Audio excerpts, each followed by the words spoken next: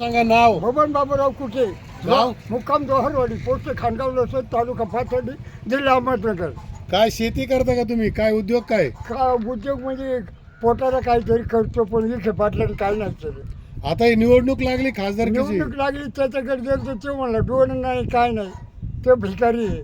आता तुमचे खासदार होते ना विखे पाटील, पहिले काम खासदार केलं का त्याचं काही? ते काय आमच्याकडे बघितलं नाही. निवडणूक आली गेलं निघून उजूक नाही पाहत. तुमच्या गावात काही विकास काम केलं का? गावात काहीच नाही केलं.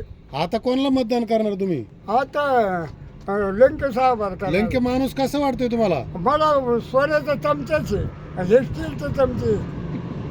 अहो विखे तर आता तीन पिढ्याचं राजकारण करतात, जिल्ह्यावर राज्य करतात ते पैसे पोट भरीचे पैसे ते तर गरीबाचं काय नाही. ते तर सांगतात आमचे दवाखाने शिक्षण संस्था हे आम्ही लय कामं केले. सरकारी क्रियान मिळायची आणि मला हाकून लावलं होतं तिकून.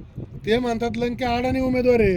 हा लंके अडाणी उमेदवार आहे म्हणतात. मग त्यांना इंग्रजी पाहिजे छाचू करणारा असं पाहिजे का? अडाणी काम करणारे अडाणी कोण म्हणते. लंकेंच्या विषयी तुमचं काय म्हणणं आहे? लंकेविषयी देव माणूस आहे गरीबाचा चाहत आहे.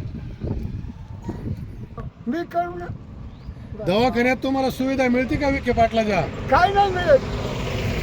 तुम्हाला त्यांचा दवाखान्याचा अनुभव काय आहे? अनुभव म्हणजे माझ्या भावाला तिकडे करोना झाला आणि मी म्हणलं आम्हाला हाकून दिले. दवाखान्यातून हा पैसे घेतले का तुमच्याकडून? पैसे घेतले म्हणजे ते म्हणले असं गरीबाला आम्ही नाही देत प्राधान्य. आम्हाला माहीत नाही ओळख नाही म्हणजे. मग आता परत मतदान करणार का त्यांना? परत कशाला करायचं ते.